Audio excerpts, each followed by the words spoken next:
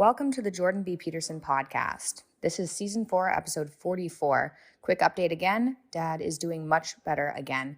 We spent some time at a cottage and on a boat, and he's feeling better than he has in 2.5 years. So thank God for that.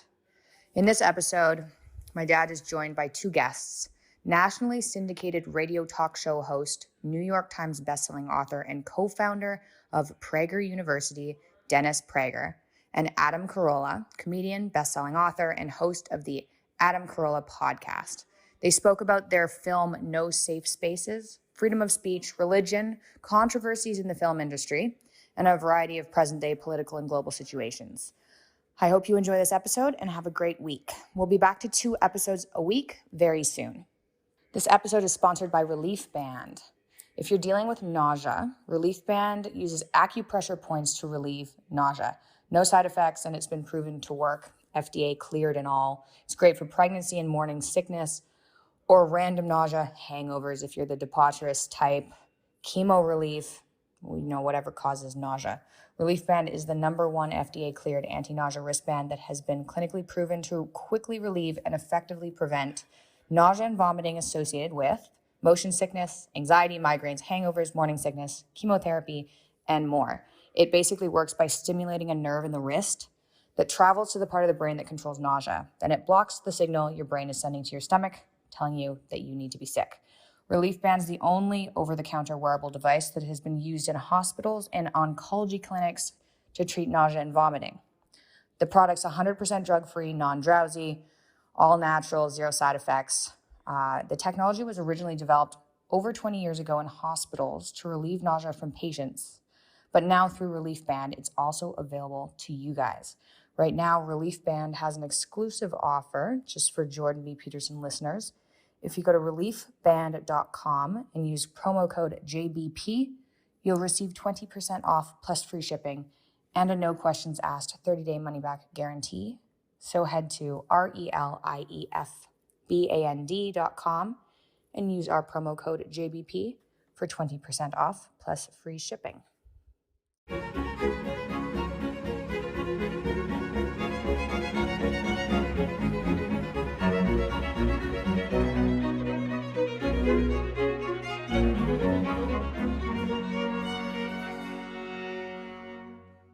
Hi, everybody. I'm talking today with Dennis Prager, who you might know from PragerU. He's a national syndicated radio talk show host heard on some 300 stations across America and around the world.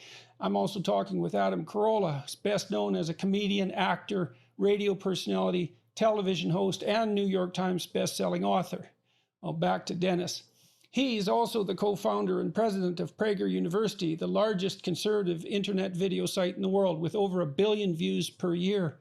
65% of which are by people under 35 years. He's a New York Times best-selling author as well of 10 books, a biblical scholar with expertise in biblical Hebrew.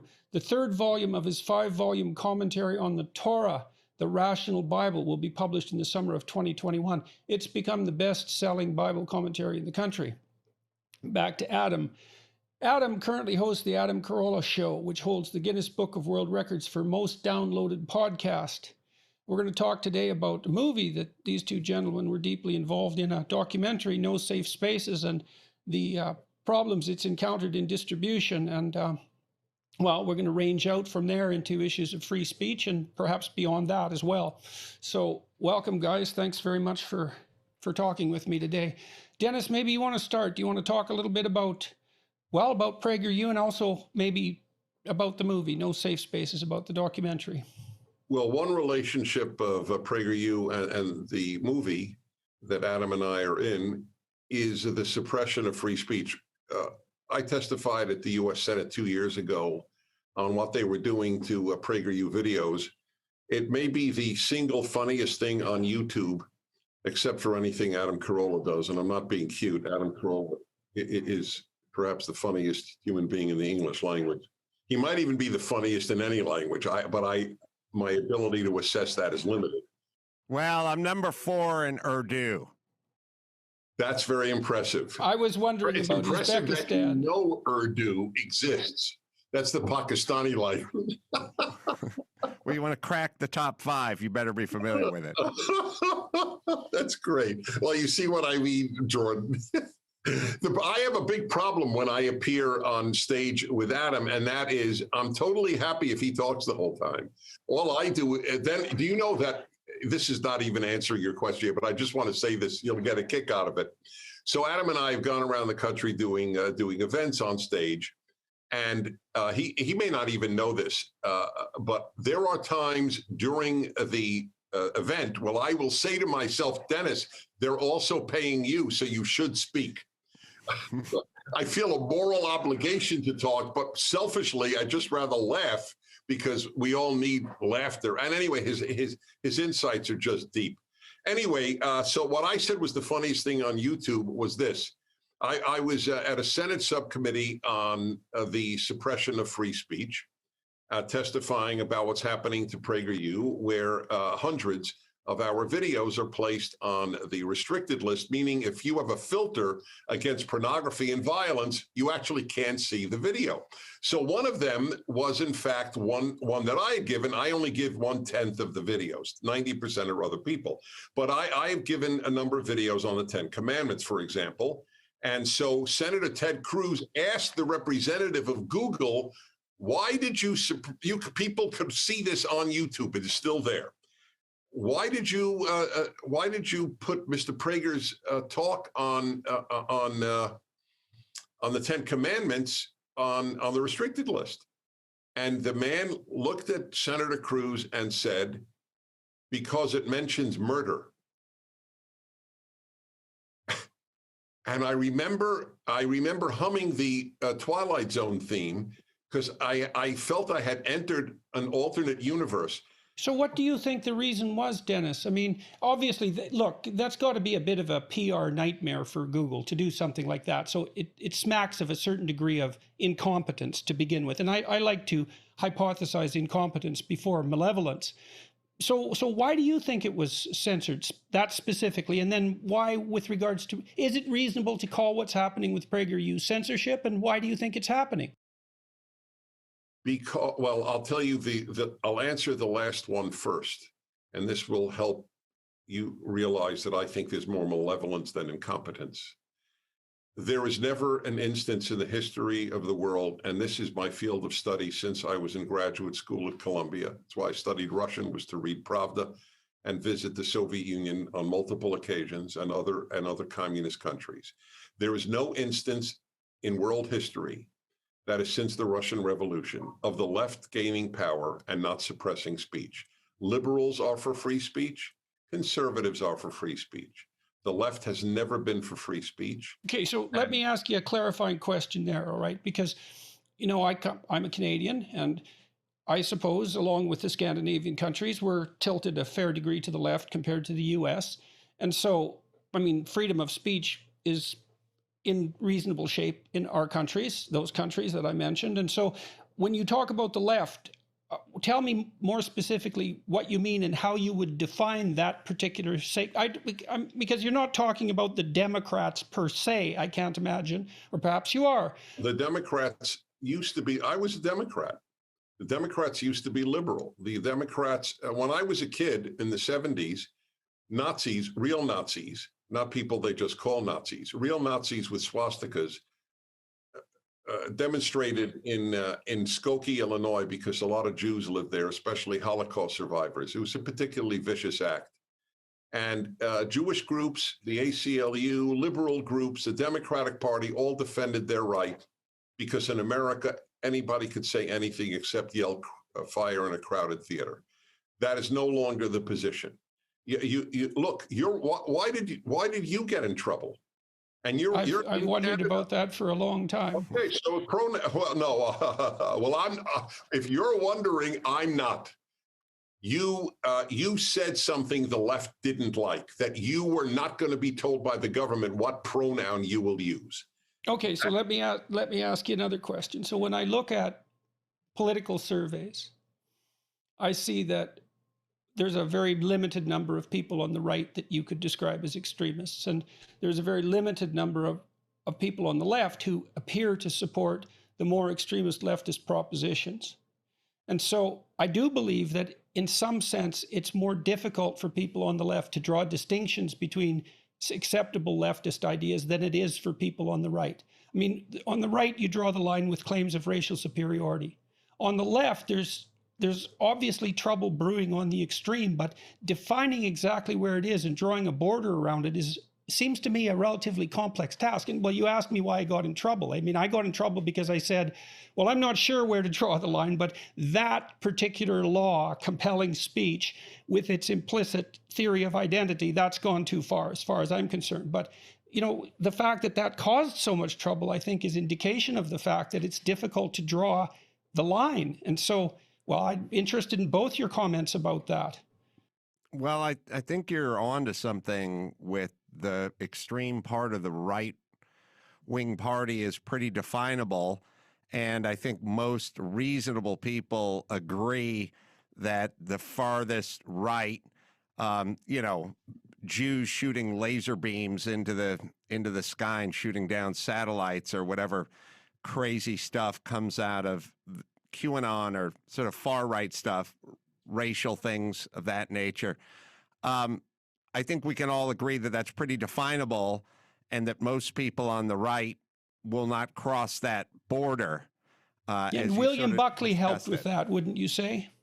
I would. But on the left, I feel like there's a much greater sense of, well, we don't agree with AOC, but we're not going to say anything about it, or we're not going to define it, or the squad. Yeah. So there's a much more, I live in California. Most everyone, I work in Hollywood. Everyone's on the left. Their thing is sort of like, we don't like what Gavin Newsom is doing, but he's still our guy. And we'll go along. Well, that's part of this difficulty with drawing borders. Like, I've had conversations with Democrats about the idea of equity, for example, which is a no-go zone as far as I'm concerned because of its connotations of equality of outcome. But they insist, generally speaking, that most of the people who are using the term equity are really using it as a proxy for equality of opportunity. They're lying to you. They're lying. They're flat out lying either to themselves or to you, and both are dangerous. Equity, why, if the word equity means equality, why don't they use the word equality? Well, that's my argument. It doesn't mean equality. Well, what do you think it means exactly? I know what it means. It means equality of outcome, just exactly what you implied it meant. That's all it means. And why do you think that's so toxic? Because it means standards don't matter. It means results matter. Is there equity in the NBA? How many Jews are in the NBA? How many Japanese are in the NBA? There's no equity in the NBA, and there shouldn't be. I only want the best basketball players, and I want the best pilots, and I want the best physicists, and I want the best. Do you know that they are dropping I follow music. I conduct periodically. I'm very into music. So the New York Times has advocated the dropping of the blind auditions for the New York Philharmonic. No longer shall you choose the best violinist or oboist. You choose based on the color of the violinist or oboist. That's equity. Okay, so you're making two arguments about equity. One is that it flies in the face of a rank order of value with regards to competence, and it's predicated on distribution of equality by immutable characteristics like race and sex and gender, perhaps sexual preference, all these things that have become part of the cultural context. And that's equity. And the word is being used because it doesn't mean equality of opportunity, which means a playing field that's open to everyone who strives forward and who are then chosen on the basis of their merit. And how would you define merit, just out of curiosity? Hey, me again. Sleep problems, that's what we're talking about right now. One of the best things you can do for yourself is to start getting enough magnesium. I recommend Magnesium Breakthrough by BioOptimizers, the only full spectrum magnesium supplement that includes 7 different forms of magnesium. Getting all of them in means that you'll potentially get to experience its calming, stress-reducing, sleep-enhancing effects. I prefer this brand because there aren't any synthetic additives or preservatives, not like many of the generic products you find in the store. Most of the vitamins you don't absorb, the ones that you get at a random drugstore. Magnesium is something a ton of people are low in. Optimizing electrolytes like sodium, potassium, and magnesium can help with sleep, leg cramps, and energy. And fasting, if you like to intermittent fast. If you're fixing your diet or trying to go low carb, electrolytes can help with the transition period too. For an exclusive offer for our listeners, go to magbreakthrough.com/JBP. That's magbreakthrough.com/JBP. And you could use code JBP10 to save 10% when you try Magnesium Breakthrough.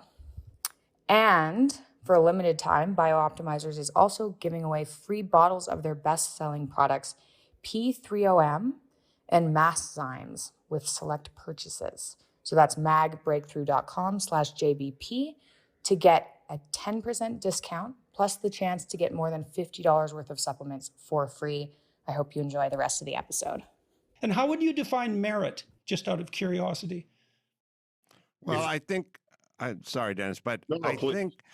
I think the blind, it's really hard to quantify certain things like who is the best oboist. It's difficult, but that's why you put the curtain up and you decide. And you have experts listen. You have experts listen. It doesn't mean they're right. It just means the only thing they're factoring in is the ability or the perceived ability of the oboist on the other side of the curtain. And once you pull that curtain down, you sort of bring everything into question. Okay, so if you're trying to hire someone in the U.S., the laws are set up this way, and I know these laws quite well. So if you want to hire someone, you're bound by law, first of all, to do an analysis of the job requirements. So you have to make a list of what competence means in that particular context. So that's merit as defined by that job. Then you have to use the most reliable and valid test that's legally available, that's to do the selection, or you can be, or you're liable under the appropriate employment law. So merit has this very specific definition. It's sort of within occupations. So you define it within an occupation, and then you have to use a selection technique that assesses for that, and that should be blind to immutable characteristics like race, etc. And I mean, that's how the law was set up for years. And now we see this situation where this is restorative justice. That's the doctrine. Yeah. Is that what we're seeing? And why do you have a problem with that? Exactly. Well, I'll give you an example in my mind. Dennis brought up sports. I try to think, why as human beings are we so attracted to sports? Like, everyone loves sports, but why does everyone love sports? Why is the ratings for the Oscars plummeting every year and the ratings for the Super Bowl going up every year? If you just looked at a chart of the Super Bowl starting in 1970 and the Oscars starting in 1970, the Oscars, I think, outrated the Super Bowl. But at a certain point, the Oscars have, less than 10 million, and the Super Bowl is always, 40, 50 million. So what is that as human beings? What are we responding to? Well, what we're responding to is when we watch the Super Bowl, we believe that the best players are on the field, regardless of whether the entire defensive side of the ball is black or Asian. There's never, or anything. There's never been an instance of the owner's son starting on the defense or the coach's son starting on the defense. Now, it doesn't mean there's not a 12th guy who's on the bench who is actually better, but it means in the coach's eye, these are the 11 best players to put out on the defensive side of the ball and the offensive side of the ball, and we never question it. When you then watch the Oscars and you see a lot of the diversity and a lot of the forced diversity, you think to yourself, are these really the best 7 or 8 films of the year, or are we trying to conjigure it some way to open it up for things that are better or different, I should say, than just the best film? And once you start down that path, I argue it's a very slippery slope. We tune out. We lose interest. What's the big beef on the Oscars best films every year? It's like, I didn't see half these things, and were they really the best film? And then I saw two of them, and I didn't like them. So you don't think we trust the selection process? No. So I wanted to answer your question. You said, why do we like sports so much? And that'll lead me to another question that maybe I can direct to you. So I think Dennis will find this interesting. Maybe he'll agree, maybe he won't. But the word sin is derived from the Greek word hamartia, which means to miss the mark. And so it's an archery term. And, people are very, very goal directed. And what you see in sports is the assemblance of teams of excellence competing and cooperating, because they're playing the same game. So that's the cooperation, to hit the target.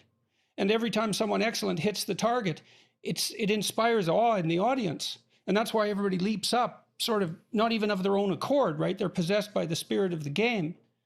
And so there's something that's very, very deep going on in a sports spectacle, because we're all participating in the celebration of the team effort to facilitate the ability of the individual to attain the goal. And that runs through sports. It's dramatized in a way that's not rationally criticizable. And your point is, if that's gerrymandered, then people won't appreciate it anymore. But here's the question I have for you. Why do you think that the meritocracy of sport is so widely accepted and not a subject of public attack, when there is a public assault on the idea of merit in almost every other domain? Why does sports get a pass, so to speak? I believe in sports, we would all realize the absurdity if we tried to mess around with the meritocracy of it. If you said there's not been enough Jewish heavyweights in the last 30 years, we need to get a Jewish heavyweight and put them out there with Tyson Fury or whoever the current heavyweight belt holder is, I think we would all understand the sort of bizarre nature of that, and we would all sort of inherently understand it wouldn't work. Or back to Dennis's example, if we took, Why do you think it's more obvious to us? I think you might be right, but I can't figure out exactly why. We seem to accept, people suffer for the distinctiveness in athletic ability. It's a trope of many, many American films. There's the boy who would like to make the football team but can't, and it's painful. And so we accept that pain is real and it exists, but we don't use that to justify an assault on the meritocracy of sport. I just can't figure out why it's so self-evident. You say it is, but Dennis, do you have any ideas about that? Well, because it's more objective than subjective. If you hit 40 home runs, you're a great player. We don't have 40 home runs in almost any other area of life. So you think it's a measurement issue? Yes, it is a measurement issue. That's exactly right. Stats are the fans are crazy. Best baseball fans can tell you the batting average of the first baseman on the Detroit Tigers 12 years ago. This is what they live for, stats. But there were no stats in much of life. Back to my oboist. Right. So that also means that the people who are criticizing our society for its power base, say, rather than its merit base, they're partly led to that conclusion by the fact that the stats of life are not nearly as obvious as the stats in sports. Well, I would argue, sorry for cutting you off, Dennis, but I would argue that in this particular case, stats are on the other side. So they go, Delta Airlines has less than 14% African-American pilots. Delta Airlines employs less than 6% female pilots and less than 1% transgender. So if you think about the stats, we do love stats, but they get used against us on the other side when they're constantly talking about, police reform, or the fire department is in a mostly Hispanic neighborhood, but yet the fire department doesn't represent the constituency of the group that it serves, because it's only 13% Latino. They do love stats, but they love them from a different side of the equation. Right, but exactly. But those are not stats of excellence. Those are stats of what Jordan calls immutable characteristics. Right. The stats, but they're easily measurable. That's an interesting point. See, but yes, that's what I was pointing out about sports. But I believe that other stuff is measurable too.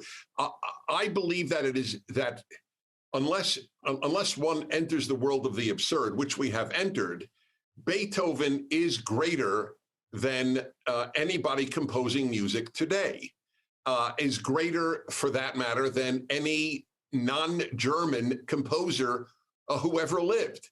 The greatest composers were overwhelmingly Austrian and German. So what do I care? I only care about there being great music. I'm a Jew. I know Wagner was a rank anti-Semite and Hitler's hero, and I love Wagner's music. I don't care when I listen to his music. When I hear The Ring or any of his other operas, the man was a genius.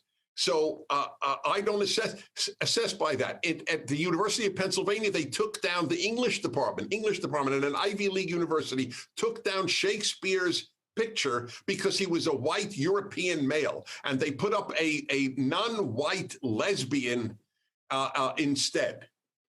Not because of measurable excellence, but because of immutable characteristics. Yeah, well, I guess Adam's point is that it's easy for people to default into easily measurable statistics when the alternative measurement systems are somewhat obscure. It's harder to rank order musicians by their quality. I mean, you could look at how often their pieces are played by major orchestras, for example, but you could make a case that that's a consequence of systemic prejudice as well. So you have these stats that signal immutable group membership that are pretty comprehensible, and they lead people astray because they can't evaluate the broader context of excellence so easily. I mean, we have to look for cognitive biases, right, when we're trying to explain things, as I said before, reaching for malevolence, even though I'm perfectly willing to reach for malevolence when I think it's there. So let's move back to no safe spaces and to censorship. If you don't think it's malevolence, what do you think is the justifiable reason for taking down Shakespeare at an English department? Well, that might be envy and resentment. That could well be.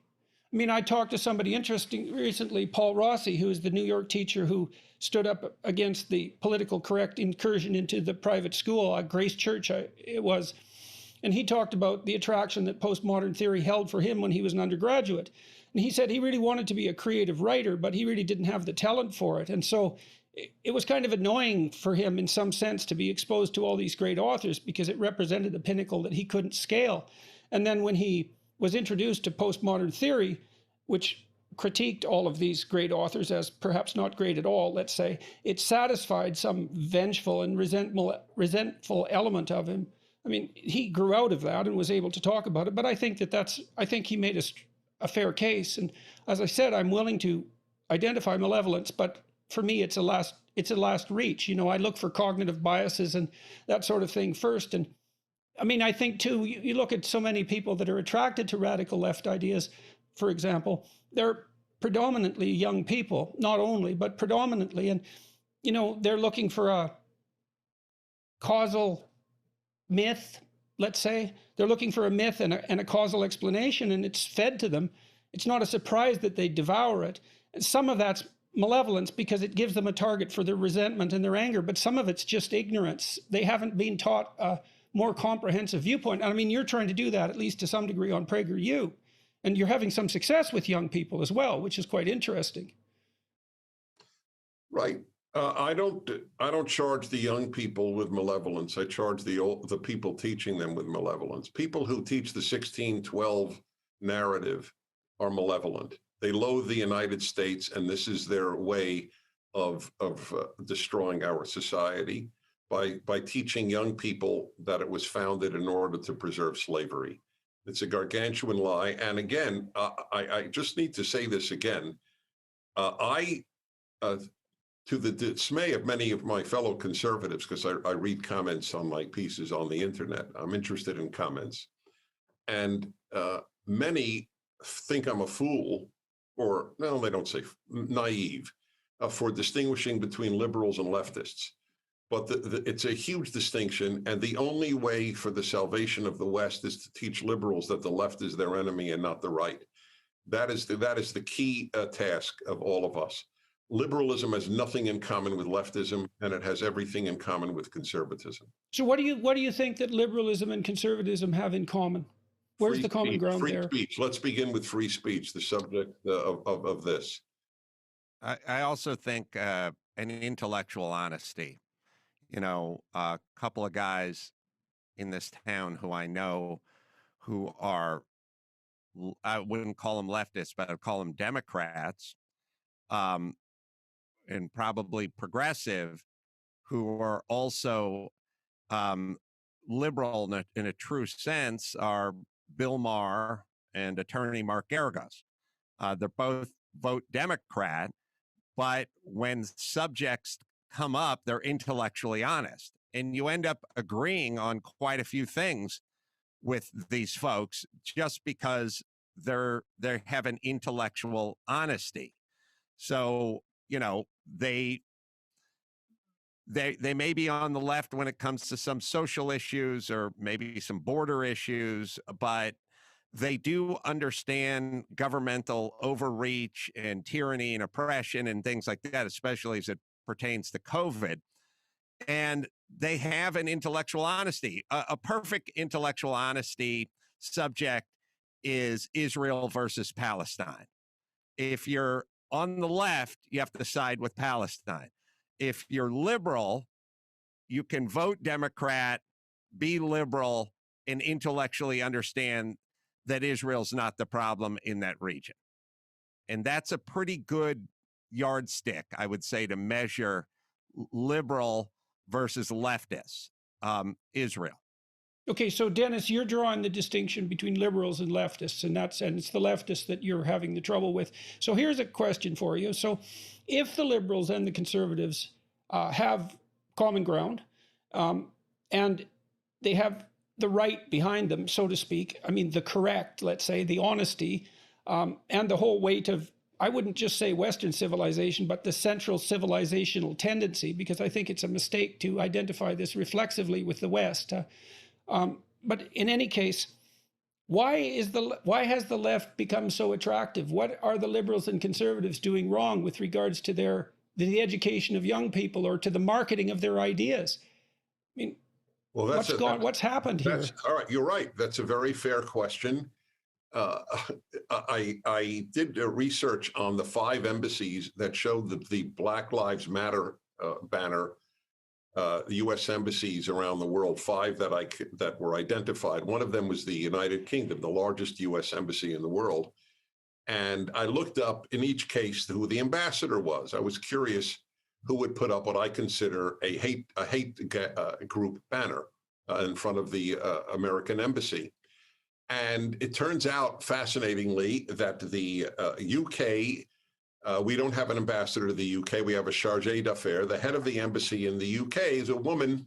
And in the Wikipedia entry, it noted in passing that her mother is on the board of the New York Civil Liberties Union. And I mentioned that on my radio show. And I said, you know, leftists really do tend to perpetuate themselves better than we do. The number of conservative parents with kids who are on the left is far greater than the number of leftist parents with kids on the right. But the reason is obvious. The reason is they have everything. They have kindergarten, they have elementary school, high school, college, university, postgraduate, the media, sports, late night television. There is nothing that we have except independent voices like the 3 of us here, and thank God others in addition to us. That's the reason. If the schools were all conservative, then the leftist parents would have a very difficult time keeping their kids leftist. It's not funny. You know, yeah. When I talk to left-leaning people in the United States, they feel that they're on the defensive. They feel that the right has more power. They point more to state governments, for example. And it does seem to me as an outsider, because I'm an outsider to all of this, that one of the things that does characterize the United States, maybe more than any other country in the entire West, perhaps not, because there are countries that might be an exception, is that there is a reasonably decent balance of power between the right and the left, if you consider the totality of the system. I mean, you have Democrat power federally, but at a state level. Here's the deal I'll make with all of the people who say that to you, the following deal. We'll give you state governments. You give us elementary schools, high schools, and graduate schools and universities. And let's make that, we'll take the New York Times, make it conservative. You can have all the state governments you want. I think it's they live in a deluded image of themselves and the world, if that's what they believe. Oh, you have state governments. We have the New York Times and CNN and the Washington Post and Columbia and Yale and Harvard and Stanford, but you have state governments? Please.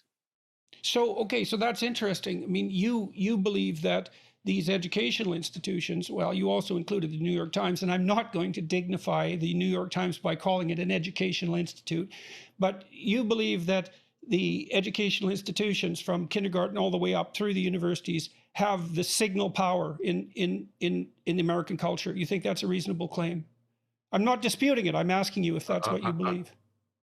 How could it not be? That's where your kids spend most of their waking hours. Yeah, well, I mean, go ahead, Adam. Sorry, I think Jordan's asking, is it a foregone conclusion that all the universities and high schools and junior highs are left-leaning? 99%, yes. Yeah, well, I mean, it's certainly been something that's very disturbing to me. I think the objective evidence supports the supposition that they're overwhelmingly left-leaning, and it certainly seems to me that these critical ideas, the idea especially that the structure of the West is predicated on the arbitrary expression of power. I think that's the most fundamental pathological claim that emanates from the West, is that power is the fundamental human motivation, and that our functional institutions are essentially predicated on the arbitrary expression of power. I always think that people who say that are confessing more than they are accusing, because most of the people I've seen who claim that seem to be perfectly willing to use power as their predominant mode of operation in the world. I guess I would also ask you, why is it that the story that power is the fundamental animating spirit of civilization, let's say, but we'll say Western civilization just to keep it narrower, why do you think that story has such resonance, especially given, well, let's leave it at that. I mean, I have thoughts that also pertain to the schools, because to me, and then I'll answer your question, but I'm curious at what are the origins of schools, and why to the left and not toward the right. So if you got a group, and we've all done it, where they go, we want you to speak to a group of commercial property builders. You know, these guys do tenant improvement work, and they do commercial work, and they're real estate developers and engineers and architects and builders. You'd know who you were talking to. I mean, you know what their politics were. Just a small example, in my spare time, I like to race cars. All the guys who show up to the track, they basically have the same politics. And the reason they have the same politics is because they live in a world where they have to prepare their car, then they have to go out and execute it, and they have to drive their car, and it's a real meritocracy because someone's going to get the checkered flag and someone's going to come in last. And they have a sort of collective mindset, just like, you know, most people who run a small business have a sort of mindset. They want less regulation and lower taxes and breaks, and they tend to be Republicans. So what are we finding on school campuses? Well, school, who is attracted to be a professor? Who's attracted to be a school teacher? It really is a little slice of socialism here in the United States. We're basically saying you get a job, you don't get paid that much, but you can never get fired. You'll get tenure. It'll be an easy life. You'll never really have to hang your neck out or your shingle out. There's no chance you're going to go bankrupt. There's no chance you're going to be at the top, and there's no chance you're going to be at the bottom. You'll just sort of have a job forever. So those are the people who are attracted to the profession.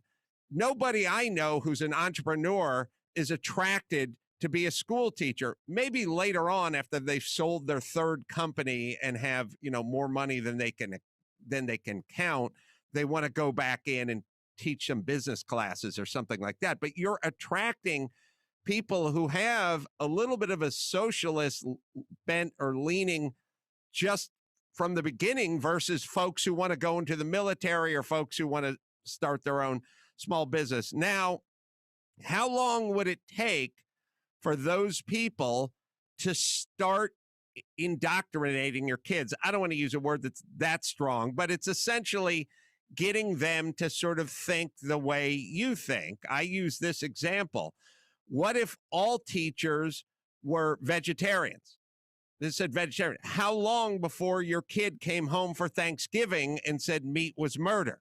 it would be impossible for them not to sort of have that through osmosis or beyond sort of push that agenda to your kids. So it's going to go this way. It has to go this way because the campuses are inhabited with people who naturally lean toward that and lean away from the entrepreneurial spirit. Then once the kids graduate, they end up at the New York Times, and now the New York Times is the New York Times. So this shall continue, in my opinion, because it's at its fiber, that's what it's based on.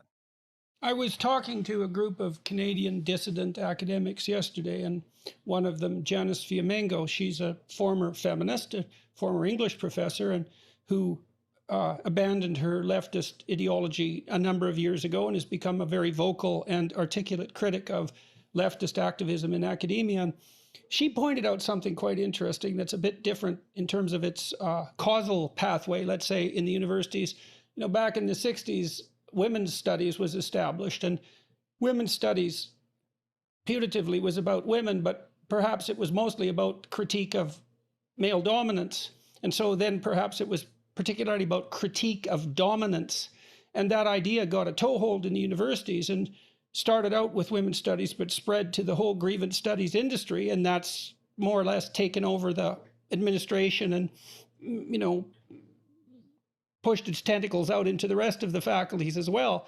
Literature, English literature in particular, the humanities more generally, the social sciences to some degree, and now increasingly biology and physics. It's not so much a temperamental argument, you know, as a structural argument that we set up an institution that was based on, what would you say, resentment and hatred, at least to some degree, and then that generalized across the disciplines. Well, yes, I agree fully with that. I just want to go back to the question you posed about power. You made, you offered a throwaway line, which I thought was utterly correct and insightful, that when the left talks about power, it's confession rather than accusation alone. That is, and here is a massive disadvantage to people who are conservative. I'll use myself as an example only because I speak for many in this way. I have been asked to run for office all of my public life. And I actually once did file to run for senator from California, and then I woke up sober, and I don't even drink, but it was a moment of non-sobriety. In any event, I have always said on the radio, I am infinitely more interested in influence than power. I have no interest in having power. How to distinguish them? How to distinguish them? Well, yeah. Yes, because I can only, influencing you is not the same as having power over you. I cannot tell you that you must keep your store closed and go out of business because of a virus. I have no desire to have that power, and I resent those who do. And if you used your influence, how would that differ from the expression of power? Well, power is coercive, influence is not. Everybody. Okay, well, let's expound on that a little bit, because this does get to this question. See, I'm staggered by the idea that a very large minority of the population now appears to believe that the guiding spirit of human civilization is the arbitrary expression of power, rather than something like influence or cooperation or negotiation. Because the left cannot influence. That's why they don't debate us. I have had the number of leftists who've accepted invitations to my radio show in 35 years can be counted on the digits of your hands and feet. I even had Howard Zinn came on to my show. I have extended to, I have said I will pay $1,000 to any New York Times columnist other than Bret Stephens, who comes on anyway, to come onto my show. I will travel anywhere to debate them. But it doesn't happen. I'll pay $10,000 to have any black leader debate Larry Elder. They'll never do it. They don't debate. Because they're crappy at influence. They're great at power. And that's what they know, power. And so they would say, well, you call it influence because that suits your moral, that puts you in the moral high ground, but you're a privileged person. you're white, you have you have access to a huge media empire. You can say what you want and you can talk to millions of people. You call that influence, but we call it power. And part of it is because you didn't deserve what you have. And that's a consequence of your privilege. And I mean, this isn't something I believe, but so how do you explain Oprah Winfrey?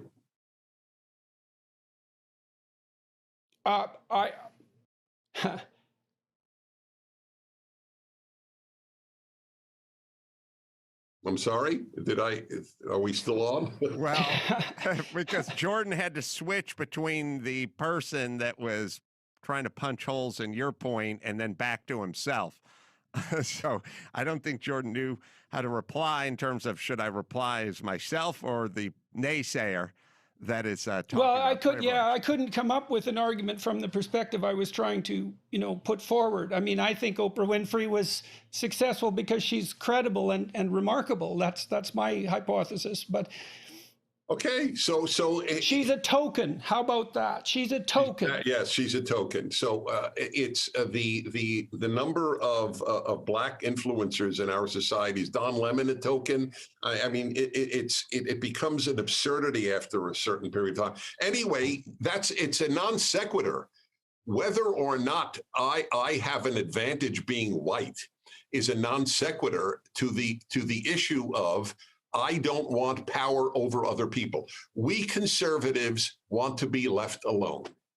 The left does not want to be left alone, and they don't want to leave you alone. I want to leave you alone, except for the most obvious things. You can't murder, you can't steal, etc. But by and large, we want to leave others alone. I know they will raise abortion, but if they don't acknowledge that abortion is at least a moral issue, and there is an issue whether it should be banned, I fully acknowledge that, but there is no issue about whether it is a moral issue. They deny that it's even a moral issue, that the human fetus is worth less, literally worth less than a hamster. There are laws protecting hamsters. There are no laws protecting the human fetus. I mean, it's so. But other than that, they can't come up. We don't want to intervene in your life like they want to intervene in ours. That is why the masks issue became one political. You would think it's just science. By the way, if we did follow the science, the New England Journal of Medicine last year, which nobody bothers quoting, did say that they were essentially worthless outdoors, and they weren't worth much indoors either. Then they went and said, oh, of course, we weren't saying people shouldn't do it, but they didn't take away their original case. They want the mask issue is in large measure what conservatives think it is: power, not science. Well, I think we, fortunately, in a bizarre way, just lived through this experiment called COVID-19. You pretty much could divide the country into red states and blue states. So if you just sort of looked at it as an experiment, let's just see if we can remove the politics of sorts from it, and even the disease itself or any knowledge we have of it, of personal people who've died or people who got it or whatever it is. If you just sort of looked at it more as a metaphor, you take the country, you take the blue states and how they reacted. Dennis and I are in California, or you could have Gretchen Whitmer in Michigan. The blue states were telling you, don't go boating. California arrested a guy who was paddleboarding alone in the Pacific Ocean. I mean, the footage is breathtaking. It's literally a guy on a surfboard with a paddle standing alone, nobody within yards, maybe miles of him, and a boat pulls up and they literally arrest the guy on the beach, which obviously is much more dangerous than whatever it is he was doing alone. But if you just said, let's just do let's have a little experiment. This disease showed up. How did the right-leaning states act, and how did the left-leaning states act? Well, that's all you need to know. I mean, it doesn't need to be a virus. It's the left snapped into action and started doing what they wanted to do, which is control. California's Gavin Newsom and Mayor Garcetti and all, they all jumped into control because that's what they wanted to do. It's almost like We all had those friends. Do you guys know if there's any data on death rates between red and blue states? Any reliable data? Because that'd be quite interesting. Yeah, there is reliable data. And you may recall that when Texas dropped all of its mandates, the president of the United States said it was Neanderthal thinking, and there was absolutely no spike in cases or deaths in Texas. Nobody talks about it now because the president said something incredibly stupid, but typically of the left. They dismissed all freedom-loving policies with regard to this particular disease. We should have followed what Sweden did. I never thought in my life that I would use Sweden as my moral model in Western society, but the world is not fully predictable. But I think we have our answer as to which side wants more control, because the outcome ended up being the same, or in many cases better for the red states. So it had really nothing to do with science, and it really didn't have anything to do with data. It's just the left saw it as an opportunity to do what they want to do, what they're inclined to do, which is control. And the right is the argument that Dennis made, tried some things, but they were trying to refrain from the sort of totalitarity of what the left was doing, which is total control. So it was a little experiment. We just went through it. We got the results, and I think it's pretty self-evident at this point. It is. All right, so let's go back to the movie, if you don't mind. We took a large detour, and it was worthwhile. But you tell us about No Safe Spaces first, and then tell us about your attempts to get it distributed, or the attempts to get it distributed. Well, I'll start with the movie, and then Dennis will go on to the attempts to be distributed. I actually wanted it the reverse. Okay. But that's fine. Either way. Dennis and I are very different. We have very different backgrounds, but we do have common sense in common. And I have found more and more, and I'm assuming you guys feel the same way, which is just finding someone with common sense seems to trump all the other characteristics that we're constantly talking about, what region you're born in, or who your team is, or what color your skin is. Dennis and I always had common sense in common, and we struck up a great friendship. We've done many speaking engagements. We've always had a great time in each other's companies. And so when the producers came to us with this idea, I immediately jumped at it just because it selfishly seemed like we could spend a lot of time together talking about a subject that we're both pretty passionate about, which is free speech. And since the time we made this movie, I feel like things have gotten much worse. I think the movie was a bit ahead of its time in terms of what it is, the subject matter. And now I feel like in just the 3 or 4 years since we started, this free speech issue has gone into overdrive. Go ahead, Dennis. Yeah, a word on the movie and then a word on the distribution. I've said from the beginning, and I'm neither arrogant nor humble. I just pretty much try to see myself in life objectively. And I have said, this is a great movie, and it's not a great movie because I'm in it. Might be a great movie because Adam is in it, but the truth is it's a great movie. And Adam and I happen to be the quote unquote stars, but that's not the point of the movie. I have watched this about 5 times. I have the attention span of a child. And so for something to keep me riveted 5 times, speaks immensely about it. It truly is an important movie. It's more important today even than when it was made, about free speech, and it's got movies within the movies. And anyway, people should see it. I'd like to point out too, just as an advertisement of sorts, there's a Canadian equivalent to that movie called Better Left Unsaid that has faced the same sort of distribution problems that you guys have faced. And it focuses on issues that are more germane to Canada, although also relevant to the US. And so, they deserve a note. They Good. deserve a mention. So I'm glad you pointed out. I happen to think that things are worse in Canada than in the U.S. But that's an interesting discussion for either another time or later on today. So what was your impetus for making? I'm in the movie, so everyone let me just knows. talk about the distribution. Netflix refused to distribute it, to stream it, which is incredible given how popular the movie is. Okay, so make a case for that. Like, why? Okay, so Netflix should have been incentivized, as far as you're concerned, by the fact that the movie was economically successful. And there are other streaming agencies too online that are fairly powerful, so Amazon, etc. Have you had any interest from any of the streaming agencies? Yeah, well, it's interesting. I don't know I'll look up the Amazon question. I know that Walmart doesn't sell it in its stores. They have the same thing. All you need really at Netflix or Walmart or any of these is one or two people who are woke to tell, we can't do this. We're going to get a bad name.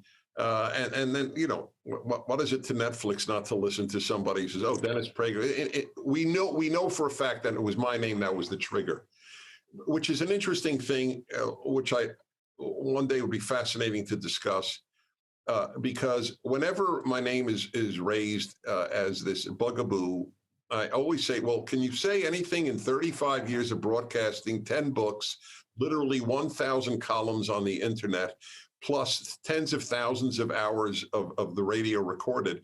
Say one thing that I have ever said that strikes you as extreme. And so there's never an example. There's literally never. The New York Times did a piece on me. They couldn't find one sentence. They made up something, in fact. They said Prager suggested, and I always tell people, if they don't say said, don't believe the line. Suggested is the New York Times, not what I said. And then they had no quotes. But anyway. I've had the same experience, Dennis. I have hundreds of hours of course you have. I know that. I can't find a thing you've ever said that isn't ennobling. I love your work. I wrote the introduction to your biography. I had this experience as well, and then I have another thought, which is I got into a lot of trouble and I got out of favor with critics because it was widely said that Adam Carolla said women weren't funny. Now, this is perfect, and you guys have experienced a version of this. I did an interview years ago, and the person said at the end, who's funnier, men or women? And I said, well, I think men are. I think it's based on them trying to have sex, essentially. So they had to exercise that muscle a little bit. But I know many female comedians that are funnier than any guy I ever went to high school with. That then turned into Adam Carolla said women weren't funny. And then they just ran with it. And that's up there with look, it's pretty credible what you say, because my sense is that there's been a couple of things I've said that have been blown up in the press, and they were exaggerations of the sort that you're describing, taken out of context. I think that in the current climate, if you've ever said anything reprehensible on public record, that you will be slaughtered for it. And so if you haven't been slaughtered for it, the probability that you haven't said anything reprehensible is pretty damn high, because people are combing over the utterances of people like you, trying to find a smoking pistol. I don't know if you can comb over things to find a smoking pistol, but I will tell you another institution that's sort of been ruined, and I think Jordan was sort of getting to it, and it sort of gets back to the oboe or the cello player for the New York Philharmonic. How do you say that one film is definitively better than the other film? It is subjective or objective or subjective, sorry. But you are, so a lot of the answers is sort of make a better film and you'll get onto Netflix, or make a better film and you'll get into the Sundance Film Festival. So I've had 5 films all turned down from the Sundance Film Festival. Now, Jordan, the way Jordan's mind is working is you're thinking, Well, but how do you know? I mean, they could have No, just. I'm thinking, why don't you organize your own damn conservative Well, film that festival? too, You know, but it could well, have been. that, But the the academic in you is thinking, how do we define that? And as we spoke about earlier, when the guy hits 40 home runs in a season, that's definable. And when the guy drains 14 three-pointers in a playoff game, that's pretty definable. But how do we do it with documentaries? And there's well, you could make the case with your film that, I mean, it had a reasonable success. I hope I've got this right. It had reasonable success at the box office. I mean, it had enough success at the box office, so it should have been economically interesting for a place like Netflix or Walmart. Agreed. So another system that's sort of been corrupted is you used to be able to go on to the website Rotten Tomatoes and literally check the score of the film.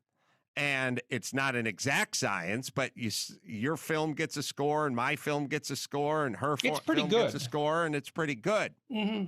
Now, if you look at No Safe Spaces, the critics have it under 50%, somewhere 46%, and the audience has it at 99%. And I would argue we now must remove the critics from the equation, because the critics are so left and so woke that there's nothing, Dennis Prager could make Gone with the Wind tomorrow and it would get under 50% on Rotten Tomatoes. So they've they've corrupted their own system, or sort of polluted their own system. You must now go with the audience, because there's two scores. There's the critic score, and then there's what the people thought. And we now have to throw out the critics. And by the way, it's a two-way street. One of the, films that would be an Oscar-nominated film that started a young gay black man who was struggling with his sexuality, that'll be 96% with the critics and 65 with the people. Well, that's a testable hypothesis. You could rank order films by discrepancy between critics and audience, and then rate them according to their political affiliation, and you'd have the answer right there. You could probably, a good statistician could do that in a day. Be a very interesting thing to do, because you might be right. Statistician could do it in a day. Yeah. You're right. That's a great point, Jordan. It's very simple. It's very simple. It's not only what the theme of the film is, it's does it have Dennis Prager's name on it? Take a look at the arc of Clint Eastwood directed films and watch how they shrank in the eyes of the critics over the years, since he famously spoke to the empty bar stool at the convention. I know his film about that featured the car and the Asian family next door, which I really liked. I mean, that's got slammed for racism. Yeah, Gran Torino, even by some of the actors that were in it, who I thought were extremely ungrateful. That's my personal opinion. I thought that was a remarkably non-racist film. I mean, Eastwood played a character who was, a standard conservative of the Archie Bunker type, essentially. But as he got to know his neighbors, he placed his allegiance to them over that of his own family, who he saw as becoming morally corrupt. How in the world that's a racist film is absolutely beyond me. But Jordan, I think you're not factoring in there's two factors. There is what is the film, and then who directed the film. Yes. So if that film was directed by Mark Ruffalo, there would be no issues. He's a progressive actor, Dennis. I know you don't know any actors. You pick the actor that's on, George Clooney. If George Clooney directed Gran Torino, it'd be 15 points higher, percentage points higher with the critics. That's my assertion. Mm-hmm. And it'd be fun to do the statistical analysis. Maybe somebody listening could whip that up, because a good graduate student in psychology could do that very quickly. Maybe I'll have one of my people do that. That would be fun. So why were you motivated, you guys, to do No Safe Spaces, and what exactly is it examining?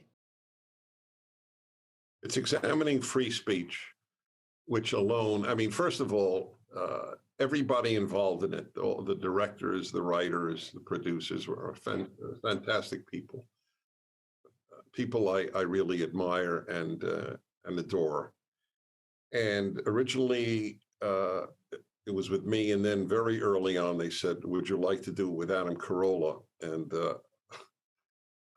I don't know if your viewers are able to perceive this, but we really do adore each other and respect each other. And so the thought of doing this with Adam was,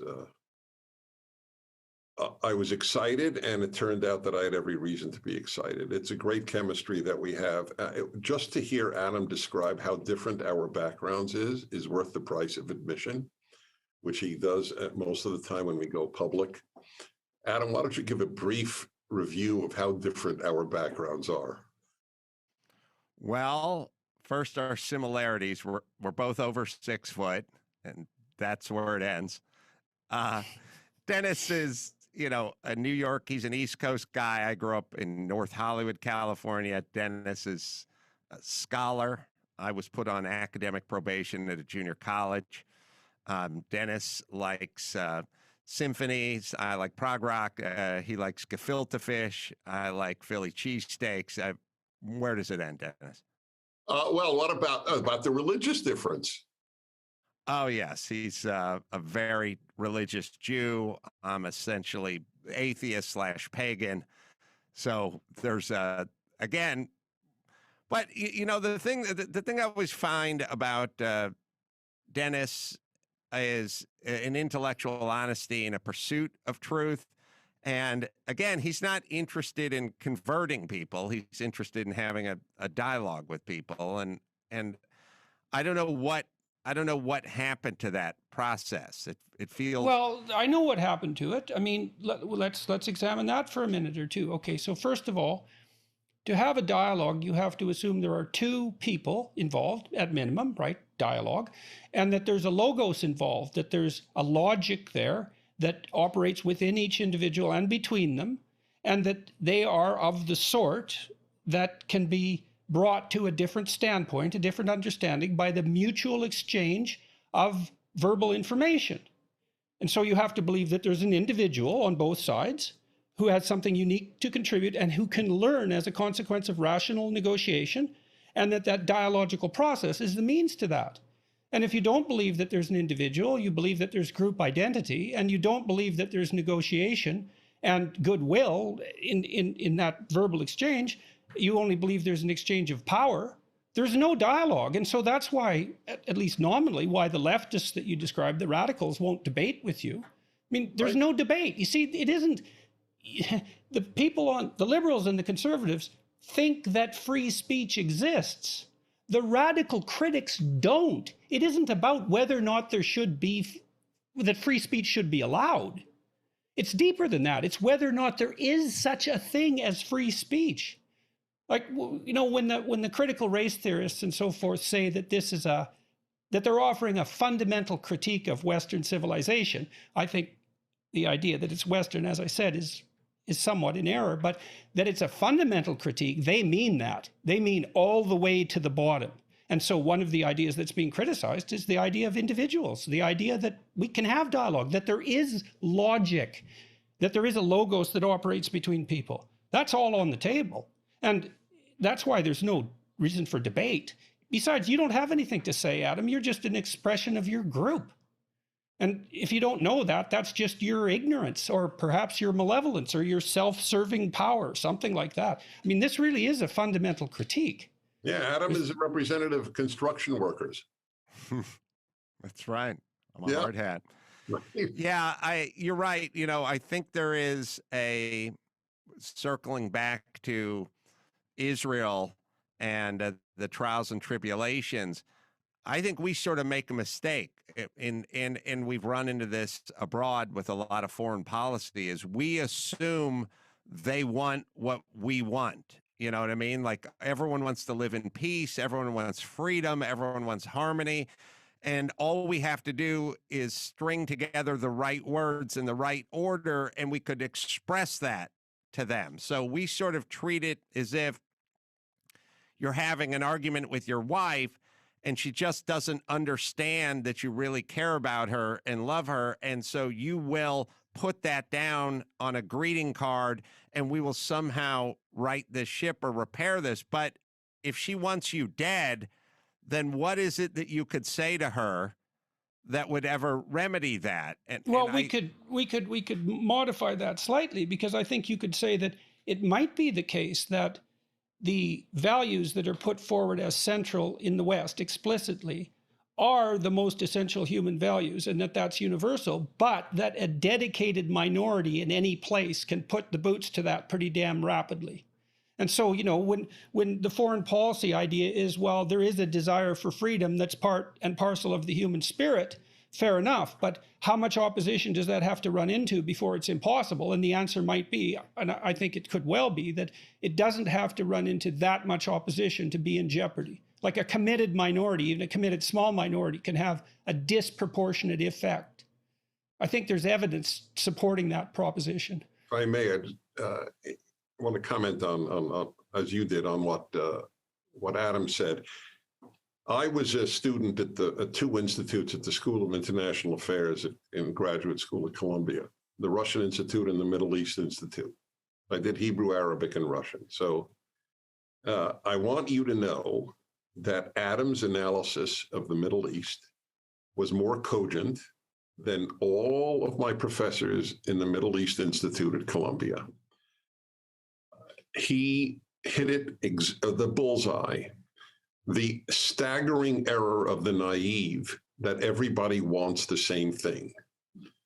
And that's why, for example, I was taught the nonsense, and I talked about this on Fox News 2 weeks ago, and it sort of went viral, that the battle in the Middle East, I always knew, was not about land. If Israel were the size of Manhattan, they would want to destroy it. No, it's not about land. No. But every single professor at Columbia said it was land. The New York Times says it's land. They all say it's land. You know it, I know it, and Adam knows it. It's that one side wants the other side dead. That's it. And that's because of religion, because for traditional Islam, there is no room for Jewish or Christian, for that matter, hegemony in the middle of the Middle East. Period. End of issue. They want Israel dead. There is nothing Israel. Israel withdrew from Gaza, and all they got was Hamas. Let me ask you a quick question about that. Yeah. Do you see any hope? I mean, Israel has been negotiating somewhat more successfully with many countries in the Middle East now than, say, 15 years ago. Is that true or not? Yes, in large measure, thanks to the man that is reviled by the left, Donald Trump. Okay, so you do think it's true. Why would you attribute it to Trump? Because Trump said, I don't give a hoot about the Palestinian radicals. They are not the central issue in the Middle East. And as soon as the rest of the Arab countries saw that America was strong and not bowing to the most radical elements of Islamic life, they said, you know what? There's Israel's not all that bad, frankly, and we would like to do business with it. Okay, so I'm going to ask a meta question here. Why do you guys think that conflict got dragged into this conversation? I mean, the reason I'm asking that is because, I mean, that conflict, everyone in the world, their eyes are focused on it in a way that isn't true of any other conflict. And it's certainly not a consequence of the number of people who are involved. There's something magical about that conflict, and that pertains to your statement that it's not about land, it's about religion. And maybe it's about even more than religion, who knows, or perhaps not. But, you know, what was you think that called forth that conflict into this conversation? Adam correctly raised it when he was talking about the gulf between liberal and left. He, to his credit, raised the Middle East as an example. Liberals were always pro-Israel. The left was always anti-Israel. And that's, if you can't see the moral clarity of the Middle East issue, Hamas primitives versus a modern liberal democracy called Israel, there's something wrong with your moral compass. So why do you think the radical left is pro-Palestine particularly? Why did they pick that? I don't know anything about the region, but I do sort of know what animates people.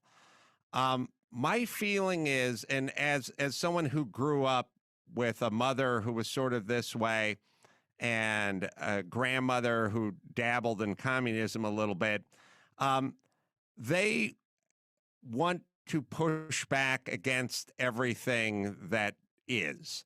So it's more of an anarchist approach than it is, here's my plan.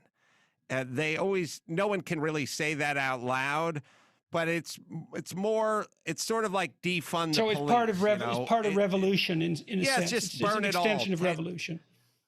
It's basically one house has a well-groomed lawn and a white picket fence, and the other one has a sofa rotting on the lawn and a guy smoking weed standing on the porch, and I only have one Molotov cocktail. What direction do I throw it? It's always going to go toward the house with the white picket fence if these people are lighting the Molotov Yeah, cocktail. well, one of the things I have noticed about when in my discussion with well-meaning people who tilt more to the left, say, than you guys, is that they are generally relatively unwilling to consider the role of dark emotions in political motivation, right? They tend to think things like, well, the people on the radical left, their heart's in the right place, but their means are wrong. But what they're trying to do is to stand up for the oppressed, however badly they're doing it. And I think, well, I had this experience. You can tell me what you think of this, but it really, I just re-encountered it. I was looking at the discussion I had with Slavoj Žižek a few years ago about Marxism, putatively. That isn't really what the conversation ended up being about, but I offered a 15-minute critique of the Communist Manifesto at the beginning. And at one point, I described it to the audience as a call to bloody, violent revolution, which is what it was. And there were a lot of people in the audience, a disproportionate number for my audiences, who had come to see Žižek kick the slats out from underneath me. And so there were a lot of people who were very far left in the audience. And when I said call to bloody, violent revolution, a good fifth of the audience cheered and laughed. And it stopped me in my tracks because it was quite chilling. I heard the mob in that moment. And, it was a Freudian moment. Freud noted that people often laughed at things that had deep psychological significance, and also that you could express your true feelings when you were hidden in a crowd. Well, and the true feelings were, well, the Communist Manifesto, who the hell cares about its rationality and its justification? It's like, it's a call for a violent revolution, and hooray, let's do it. And I thought, yeah, you bastards, you revealed yourself in that laugh, in that chilling, awful, unconscious, willfully blind, malevolent glee at the notion of the picket fence burning down. And the question is, well, what's generating that malevolence? And the surface story is, well, you got that through ill-got means. And so the right thing to do is to take it back. And that goes along with the claim that power is the fundamental motivation. What I can't understand is how the hell those of us who don't believe that have been so weak, let's say, that we allowed the educational institutions to be overtaken by people who are propounding that preposterous doctrine. It's like, what the hell's wrong with us? Conservatives and liberals alike. What did we do wrong? Well, they know what they're doing in that they know everyone's Achilles heel is a claim of power, especially power that's ill-gotten. Your dad's rich, now you're rich. Yeah. And then your grandfather was a landowner. Right. And then race, right? So why do you think they weave race into every single subject? It gets the other side to shut up. Yes. And you don't have to prove your point. You just call everyone a racist. And we can. Well, yeah, you put them on their heels right away, right? Because if you're yelling about systemic racism and I object to it, I'm instantly a racist. It's so convenient. But that still doesn't excuse our weakness in the face of that. Now, Dennis, you put your finger on something. You said the thing about conservatives is they like to be left alone. Mm-hmm. Well, so maybe that makes conservatives particularly weak in the face. Yeah, right. Okay. You see, we have fulfilled lives outside of power. I am fulfilled in so many arenas, having nothing to do with political power or running the Board of Education in my local district. I am fulfilled by my religion. As you heard, I'm religious. I am fulfilled. I love America. I love my Judaism. I love my family. I love my friends. I have synagogue every week, one that I helped found. I mean, my life is so rich, not to mention my music, but theirs isn't. Their richness derives from political activism. That is their raison d'etre. And as Adam pointed out, the term I use is chaos. Okay, so let me bug you about that for a minute. So I have some sympathy with your argument. I think there's empirical data, if I remember correctly, showing that the most unhappy people are left-leaning men. Right. Okay, so but we'll leave that to the side. Oh, really? Not left-leaning? Well, just I think it's a tie. So Okay. I can't remember the data well enough to cite it with perfect accuracy. So, but look, so there's young people, they go off to university and they're looking for this sense of involvement that you just described. Okay, now the leftist propagandists who are teaching them, let's say, are appealing to that and offering them a kind of romantic adventure. Now, that matches their developmental need at that point. That should be the point at which they're richly encultured by an intact myth, something like that. Well, the fact that that isn't being provided in a credible manner is what lays young people open to this kind of propaganda. So it still takes me back to the failure of liberalism and... Right. Forgive me, Adam, I for just speaking again. I just need to say, I have warned about this. I began lecturing at the age of 21. I have a very odd life. And I remember telling audiences in my 20s, you, speaking to my parents' generation, the World War II generation, your motto was, let's give the next generation everything we didn't have. And specifically material, wealth, education, and peace. And the problem is you didn't give us what you did have. I knew this in my 20s. My parents did give it to me. It's not my parents. But the World War II generation did not give their children Americanism or Christianity in any coherent manner, and we are living the consequences. Okay, so justify that. Why would you point to Christianity? For example, look, I'm a Jew, but it's a dominant religion of the West and certainly of the United States. If Christianity failed in Europe and we got Nazism, fascism, and communism, what's going to happen in America when Christianity fails? Yeah, well, I've been talking to some of the people associated with the rational atheist movement, and what I'm seeing there is some realization that whatever comes up to replace the religion that they decried is going to be a hell of a lot worse than the religion that they decried. That's right. And it makes me think too, that there really is a... Go ahead, Adam. What we get is wearing masks outdoors and copious amounts of hand sanitizing, even when it's unnecessary. I mean, that is... Right. What COVID has taught us, that this is the new religion. It transcends science in many cases. Guys, I've got to jump off because I have to begin my podcast. But I thank you so much for having me, Jordan. Adam, it's a pleasure talking to you. And I hope we can have you on my show sooner than later, because I always enjoy speaking to you, and I'll leave it in the very capable hands of Dennis Prager now. I'd like that. So let's arrange that, okay? I'd like to do that. Okay. Please. Okay. Thanks, see you, Adam. Bye. Thanks, Adam. Thanks. So let's go down the religious route a little bit.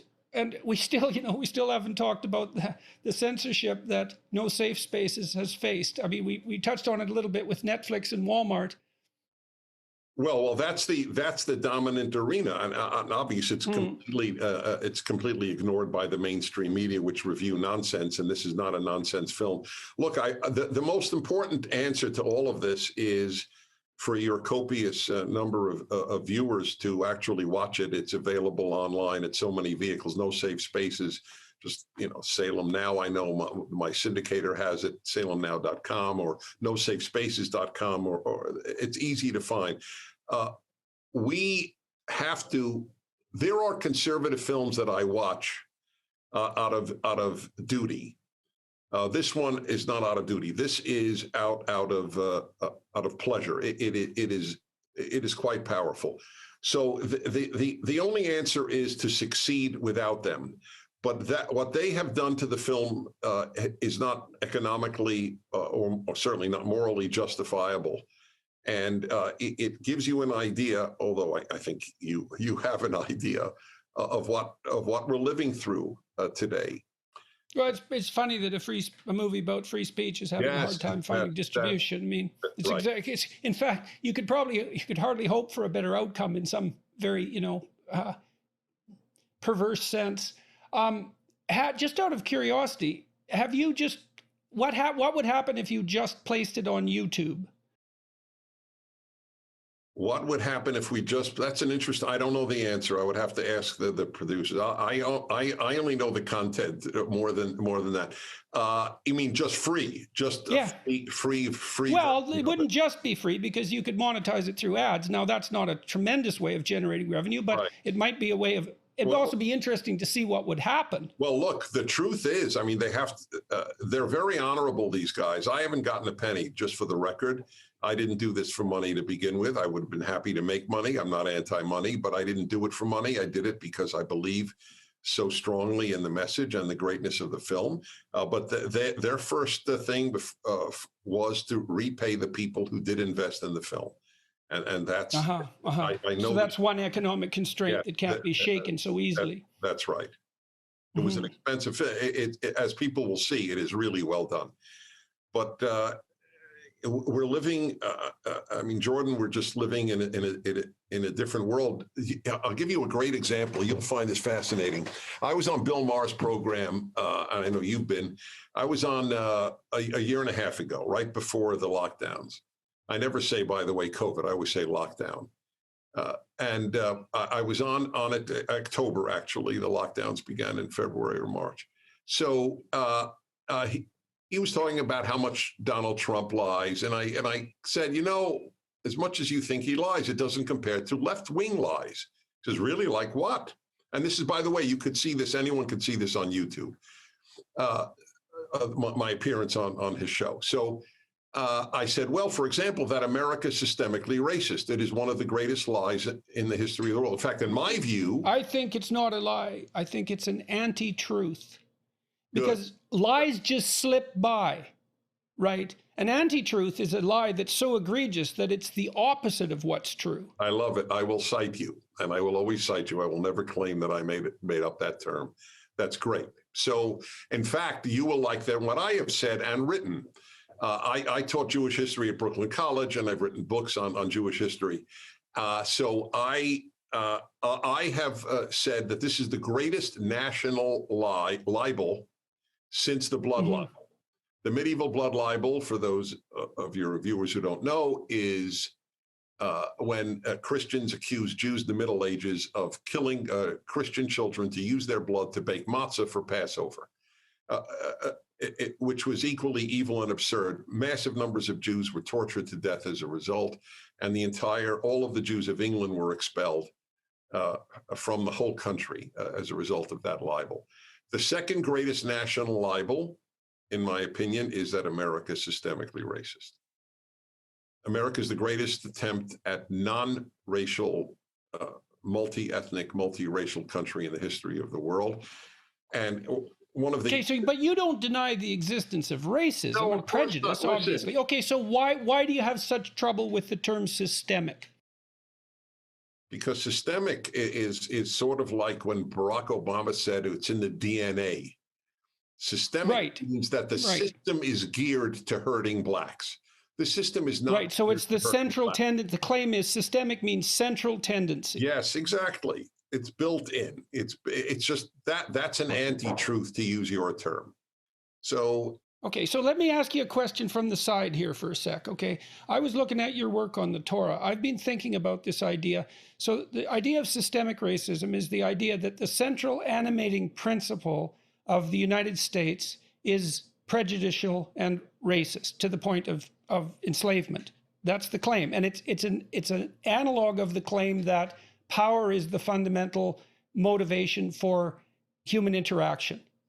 At least under capitalist conditions, let's say. But I think it's even deeper than that. And so now you've studied the Torah in depth, and I've been thinking, and you also claim that the Torah is the word of God.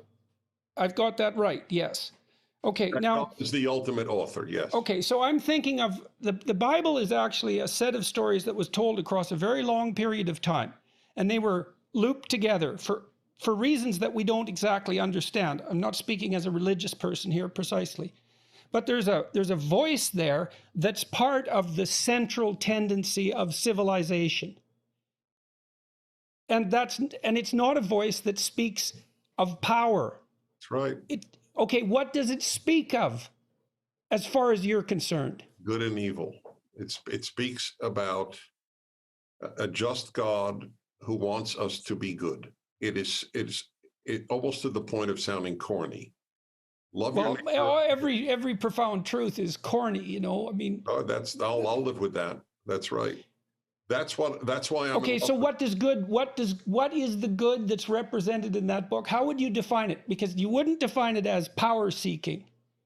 No, of course not. In fact, it's almost anti-power. Remember, I know you know this, but God did not want the Israelites to have a king.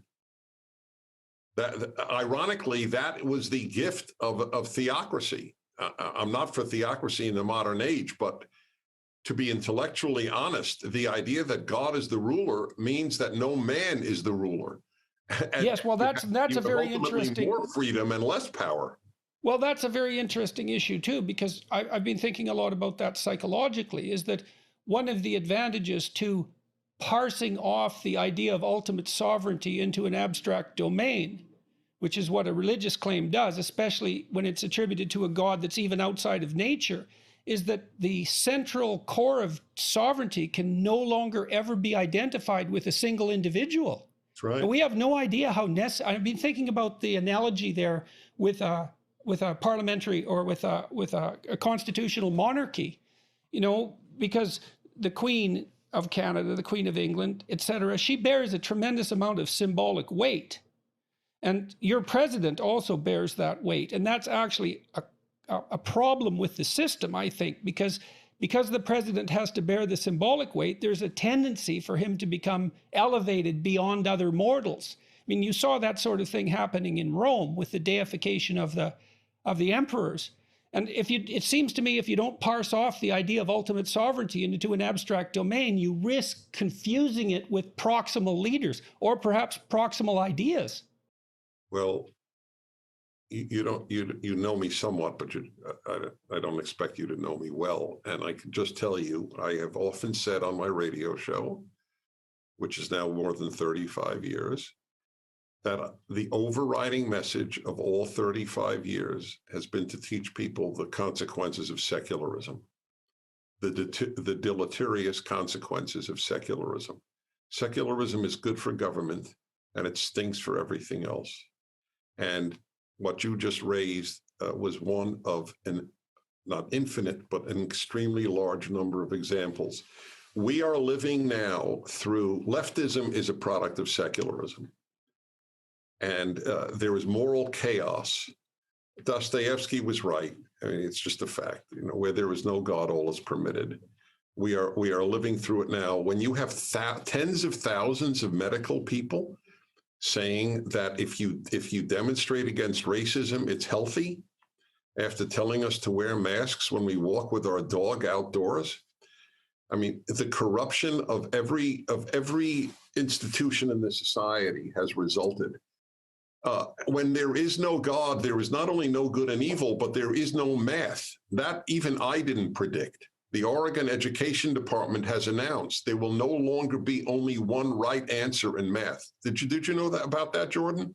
I've seen that sort of thing, you know, percolating. I didn't know it had become. Yes, it is specific. Or the OED, Oregon Education Department, has announced this, that is the policy here from heretofore, or not heretofore, from here on. Yeah, you know, there's a reason that Christ was a carpenter, you know. So he got his measurements right. Uh-huh. That's cute. Mm-hmm. Yeah, well, it's more than cute, right? Because to build a house, you have to tell the truth. Otherwise, it falls down, and you need to build it on a firm foundation. Well, we don't have the foundation is being eroded. Oh, yeah. So I was telling you about the Bill Maher show. So he said so. He said, "Oh, the lies." I said, "It doesn't compare to the left-wing lies that That's when we got sidetracked, which is good." Right. On America being systemically racist. And I'll tell you another one, Bill, that men menstruate. And you got to watch this. It's actually, as I said, it's on YouTube. And he started laughing at me, and so did the whole audience, that I would make up something so preposterous and ascribe it to the left.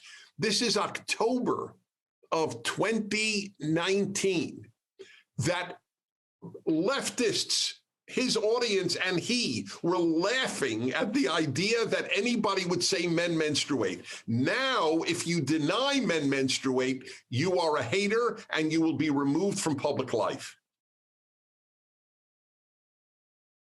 I have another question for you about your religious writing. I'm going to talk to a number of Islamic intellectuals in the next month.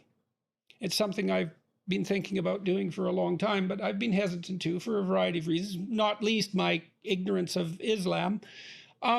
You write about the Torah as the revealed word of God. And so, you know, I have a tremendous amount of respect for biblical writings, and I've done my best to approach them in a humble and open attitude, trying to understand what's there, assuming that there is something there, or the stories wouldn't have lasted as long as they have lasted and guided the development of our entire civilization. But there are plenty of claims to revealed truth. And so there's obviously tension and conflict between Islam and Christianity and Judaism, and they're all predicated on the idea of revealed truth. And I mean, when you make a claim for revealed truth, how do you distinguish it from other claims of revealed truth? Or how do you adjudicate between the claims? Because the way we adjudicate between the claims is through war. And that's not all that helpful at the present time. You adjudicate in this regard. I think you adjudicate using common sense. You would by their fruit you shall know. That's from the New Testament, and I'm a big fan of that phrase and that verse. So the Torah, and I do isolate the first 5 books, as is the traditional Jewish view, is that those are primus inter pares, the first among equals, and that is what gave us everything. Let's put it this way: no Torah, no Bible, no Christianity, no Islam. So in a sense, I got a better case for the Torah's divinity than anything else, because everything else is predicated on the divinity of the Torah. Do you know Muhammad fasted on Yom Kippur? Okay, so then you make a case, in some sense, I would say an implicit case, that anti-Semitism, for example, is a marker of deviation from the path of the Torah, but the path that runs from the Torah through Christianity and through Islam as well? I mean, because your point is it's the fundamental text out of which these other systems grew. Anti-Semitism is ultimately the hatred of the Jews for bringing a judging God into the world. People don't want to be judged. Well, that's understandable, you know, that people, although the problem is if you dispense with judgment, you also dispense with value, and you dispense with... Right. It's a big problem. That's why I've been very annoyed. Yeah, it's a big problem. It is. I've been I tell my Christian friends, and you don't get a more pro-Christian, non-Christian than me in contemporary life, but I tell them you blew it with just talking about God as love. It's not. Yeah, well, you know, Carl Jung said something interesting about that, you know, because the Christ that's presented in the Gospels is a figure, I suppose, particularly characterized for his mercy. But in the book of Revelation, he comes back as a judge, and virtually everyone fails the judgment. And Jung's comment was, any ideal is a judge. And so if you don't tell the whole story of so the question is, do we need ideals? And, you know, I would say to some degree, part of the critique of the radical left is that ideals themselves are discriminatory. And there's actually truth in that ideals are discriminatory. That's correct. The question is whether they're arbitrarily discriminatory. And if you say yes, then, well, what do you strive for? And I guess the answer is for everyone to be equal. All right, so that's their discriminatory ideal. It means it discriminates against excellence. Listen, the same crackpot, the head of classical music at the New York Times, made a list. This is years, and this is like 15 years ago, and only because I follow music do I even know this. He made a list of the 10 greatest composers, and he didn't have Handel in it. Who of course composed the Messiah. He didn't have Haydn in it, the father of the symphony and the string quartet, and he didn't have Schubert in it. And he said, "Oh, well, you know why?" He said, but he did have Bartok in it, and he had Debussy in it, who were fine, but they're not in the top 10. I don't think anybody could rationally argue that they are. But in any event, he said, why? He said, I just can't have that many Austrian Germans on the list. So it wasn't the list of the best composers. That's what all of this is, and it's anti-standards. Look, there's an attack on meritocracy, on the idea of meritocracy, right? So, I mean, I've wondered, well, is that actually an attack on the idea of merit? And I would say, yes, it is, in fact, attack on the idea of merit. I never really, look, you said something, it was a throwaway line. You caught me on one of mine. I'll catch you on one of yours, that anti-Semitism is rooted in people's irritation at the idea of a judgmental God being brought into existence. I mean, that's a hell of a claim. So, I mean, do you believe that is the fundamental explanation? Actually, yes. There are a lot of non-Jewish analysts. Edward Flannery, a major Catholic writer, and Ernest van den Haag, one of the greatest, clearest thinkers of the last century. They wrote about this. The Jews introduced this God into history, and they've never been forgiven for it. Also, I'll tell you another reason for anti-Semitism is people believe the Jews are chosen. See, this is everybody acknowledges that Jewish chosenness is a reason for anti-Semitism. However, as I pointed out, Jews are 0.2% of the world. Who gives a damn if 0.2% of the world thinks they're chosen? The Chinese think they're the center of the world. Well, chosen and successful might be a very... Thank you. That's correct. That's exactly right. So deep down, people don't laugh when Jews say they're chosen. They don't believe that Japan gets the sun before the rest of humanity, even though they are the land of the rising sun, and as the sun is on their flag. But nobody cares if the Japanese think they get the sun first. But they do care if the Jews think they're chosen. So there's been a tremendous amount of resentment of the fact that maybe they are. But of course, chosen never meant better, never. By the way, one other thing that this is... Yeah, well, you got to ask yourself, do you really want to be chosen by God? Well, as Tevye in Fiddler on the Roof said, why don't you choose somebody else once? Yeah. Jews have not benefited from chosenness, given... Well, you might say they benefited and suffered disproportionately. All right, that's fair, yes. Yeah, and I don't know for sure if that's a fate that people would choose if they had the option. That is exactly correct.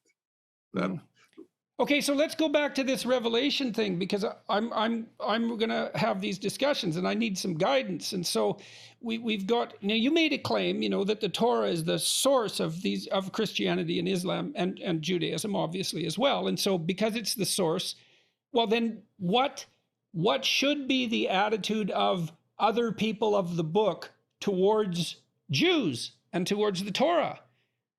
Well, among Christians, there's a schizophrenic view. For many in the church till the modern period, the Jews were a living rebuke. As one, I don't remember which Christian thinker said, that the Jews crucify Christ in every generation just by their continued existence. So there's been an animosity in Christendom because the Jews rejected their own. Jesus was Jewish, the apostles were Jewish, the claims were made on the basis of the Jewish Bible. And do you think that's distinct from a sort of intrinsic tribalism? Do you think there's more to it than, I mean, we're tribal in a very deep sense. Well, this transcended tribalism because it certainly wasn't ethnic. It was ideological, it was theological. Jesus comes to the Jews, and the very people that he came to are the ones who said he's not God and he's not Messiah. So this created a fair amount of resentment. American Christians were an anomaly, and I love them for it. American Christians said they were the second chosen people. The Jews were the first, and we Americans are the second, on which I believe, by the way. Okay, so let me ask you another question. This is this is a horrible question, and I've been dying to think it through for a long time. So there's a line of Christian thinking, I would say, and Northrop Frye, I think, a Canadian critic who wrote some great books on the Bible. You might be familiar with Frye. He wrote Words with Power, and there's a second volume, which I can't bring to mind at the moment, but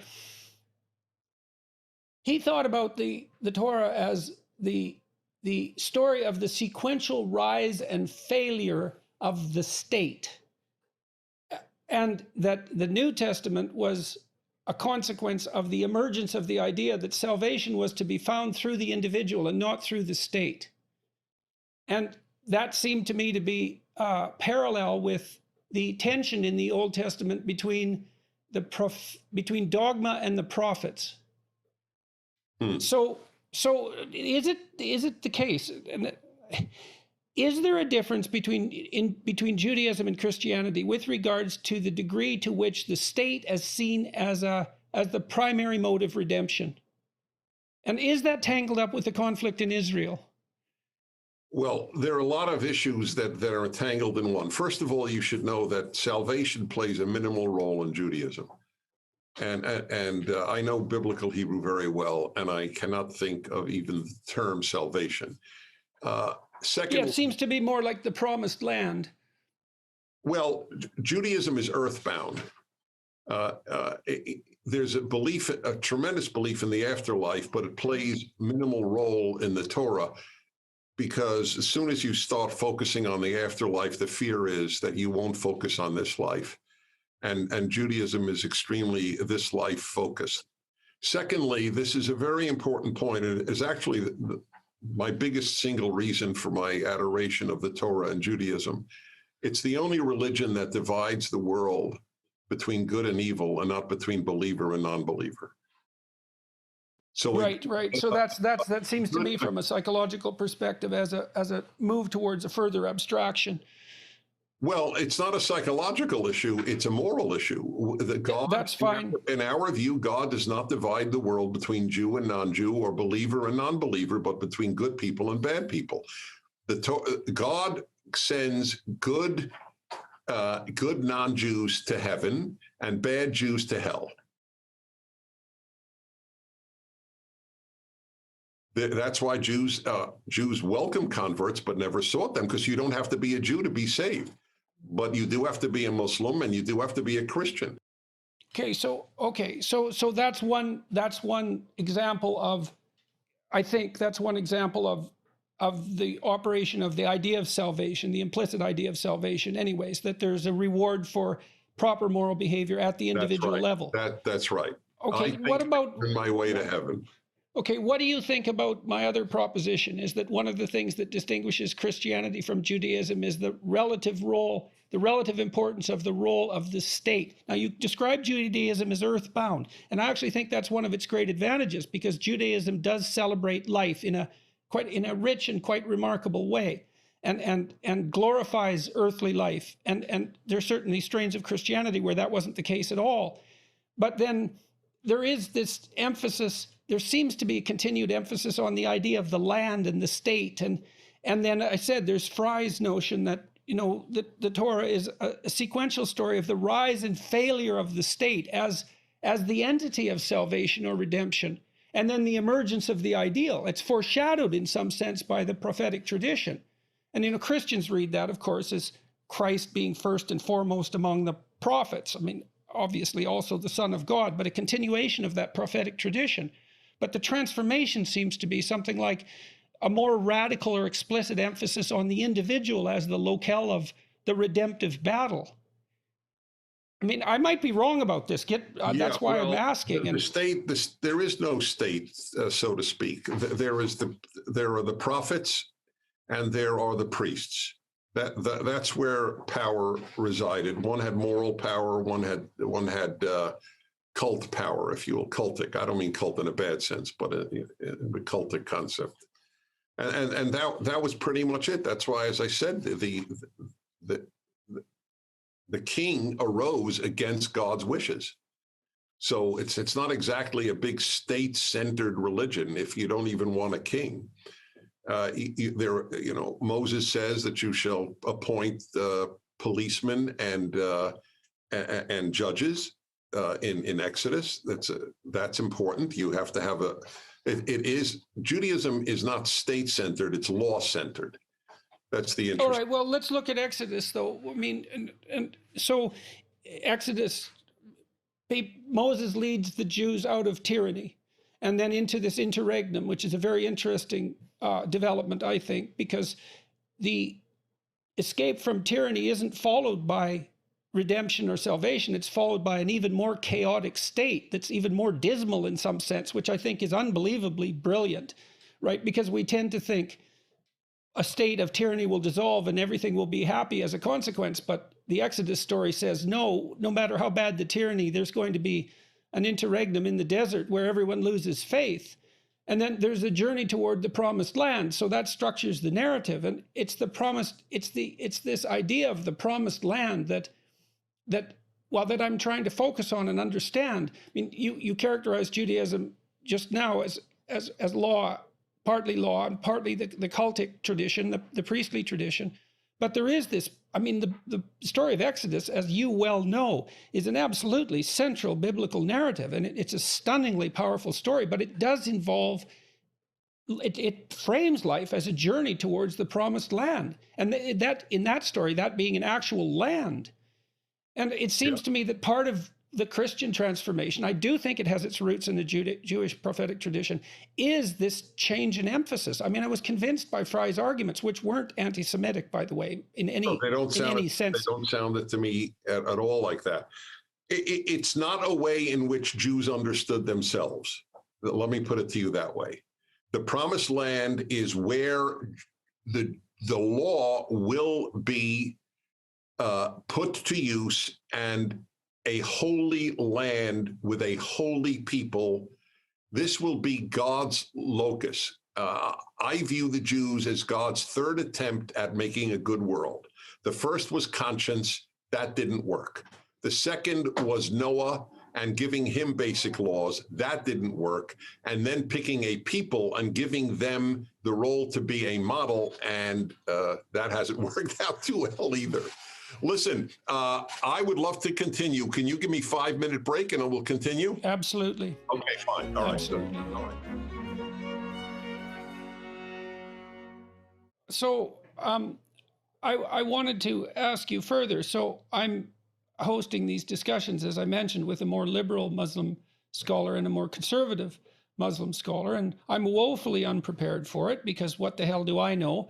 But it seems to me that to whatever degree it's possible that olive branches might be offered when they can be. And so that's partly why I was curious about this issue of revealed truth. I mean, what do we do when we have competing claims to revealed truth? And apart from war, because war in some sense is about axioms that can't be given up. And that war is just not an option for us in a sense, not an option like it was, because the possibility of a gated. I have thought about this a great deal. So I have a quick answer, but it took me decades to develop. And that is, if my criterion is not, is your religion true or mine true? My criterion, I have two. One is, what type of people do you produce? Nothing else interests me. If atheists produced kind and wise people, I would give atheism much more seriousness than I now do. So my criterion is, one, what type of people do you produce? And two, do you bring people to the God of the Ten Commandments? That's it.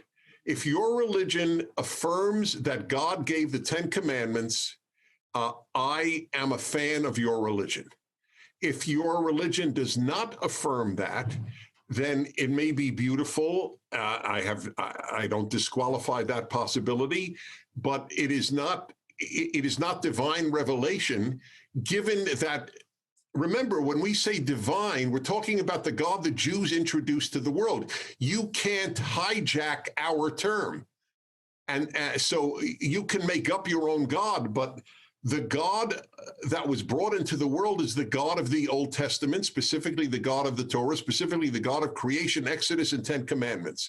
If you affirm those, then you are a kindred religion to mine and have an essential truth to it. I don't believe in Jesus Christ, but I do believe that Christians who bring the world to the God of the Torah and to the 10 Commandments are doing God's work.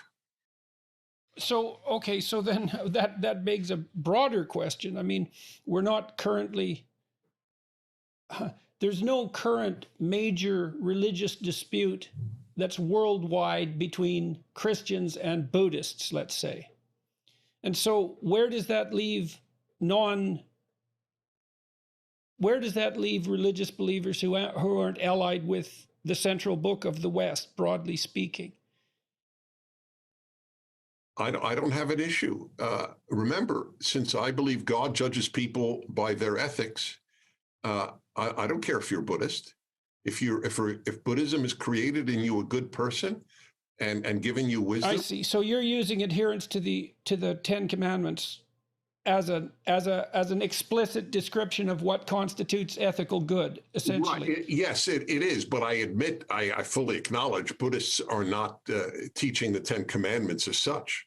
I understand that. Certainly, not a Sabbath day. By the way, not all Christians are teaching the Sabbath day either. 50% of the Catholic priests and Protestant ministers I've asked, do you believe Christians are duty bound to observe the Sabbath, have said no. So what do you think about, Christ was asked this is outlined in the New Testament, which of the commandments he thought was first and foremost, which is an interesting question, right? Because it posits that there's a central ethic that manifests itself across the 10 rules that's still implicit. And Christ had an answer to that. Right, love God and love man. Yes, which is, quite an answer. And what was the comment? And no one dared ask him any more questions after that, which I think is quite comical. And it's one of those little markers that makes you think that something was really going on. It's because the story is so interesting. But I mean, in Buddhism, is there an implicit ethic that matches the ethic that's implicit in the 10 Commandments? Right. And of course, there are many more commandments than 10. I happen to have studied Buddhism in England under a Buddhist professor, Trevor Ling. And my take, and I'm not an expert in any way, but I have some understanding, I think, of Buddhism. This is not its question. Its question is ultimately how to avoid suffering in this world and to reach the light or whatever nirvana would be translated, Buddha, whichever term you use, Sanskrit or otherwise. So, for example, he said, and by the way, it changed my life. When he said it in class, it was in England. He said, the Buddhism teaches that all pain in life comes from desires and expectations that are not fulfilled, or even not fulfilled, just from desires and expectations. It changed my life because from that day to this, and I've written a book on happiness and I wrote a chapter on this, I have no expectations, and it is one of the reasons I'm happy. Everything, therefore, if I wake up tomorrow without an aneurysm, I think I'm the luckiest guy in the world. So I adopted the. And do you think that's equivalent in some sense to like subverting your will to the will of God? Is that the same idea? No, nothing to do with God. Zero to do with God. As far as I'm concerned, it's pure luck. If I'm hit by a drunk driver tomorrow or not is a matter. Sorry, that isn't what I meant, Dennis. I must have phrased the question improperly.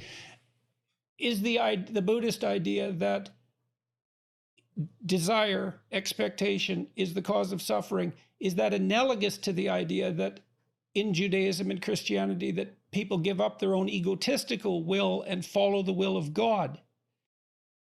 It's an interesting read. I don't know because, let's see.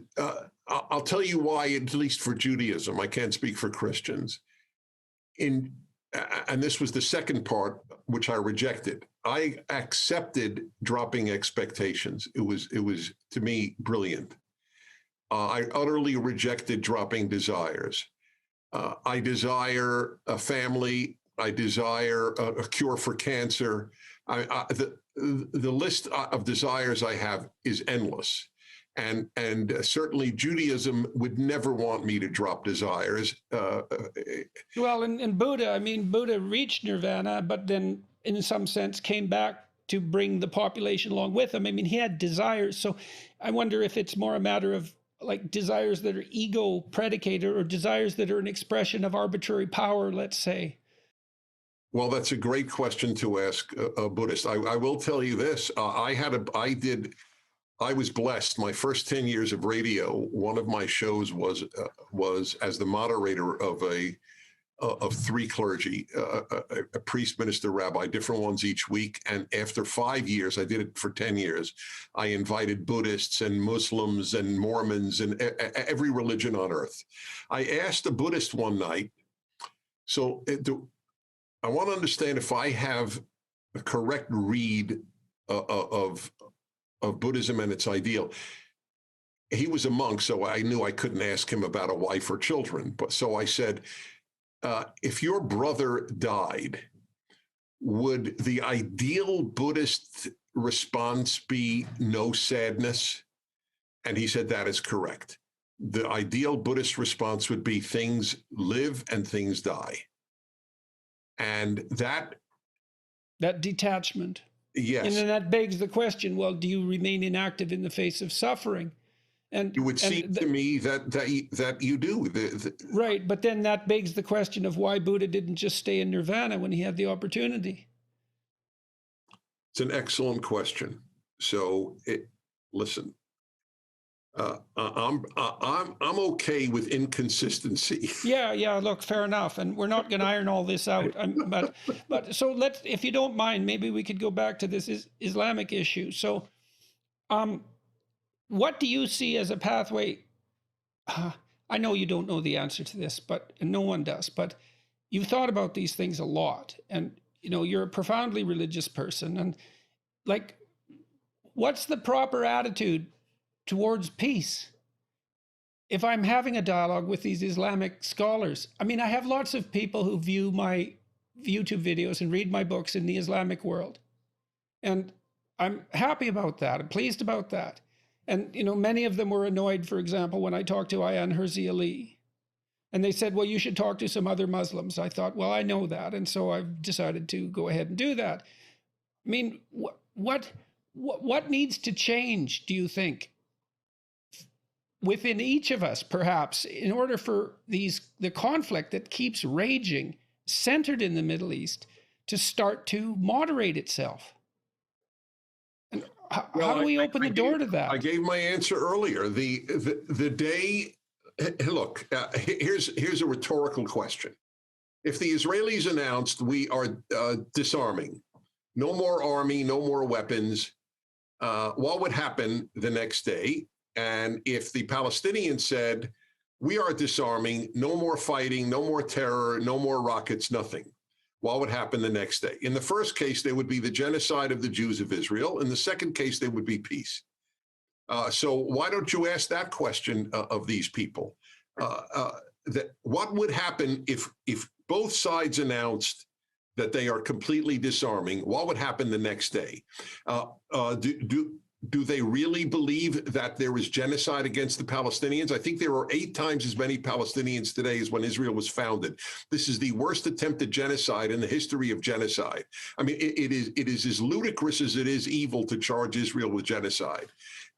It would be the first time in history, as I said at my Oxford Union debate on this very issue of Hamas and Israel, I said it'd be the first time in history that in a battle between a dictatorship or a tyranny and a free state, the free state was the one that wanted war. and the tyranny wanted peace. I mean, we're expected to believe nonsense.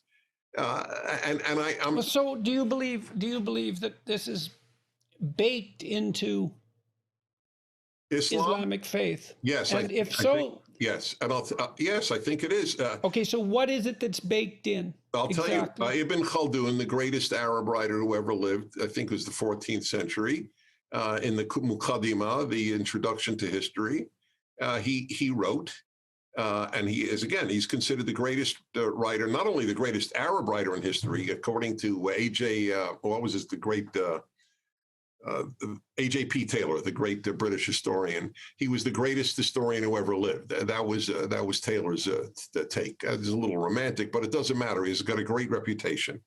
And he wrote in the Muqaddimah, the introduction to history, that unlike Jews and Christians, the superiority of Islam can be seen in the fact that they were prepared to kill people to convert.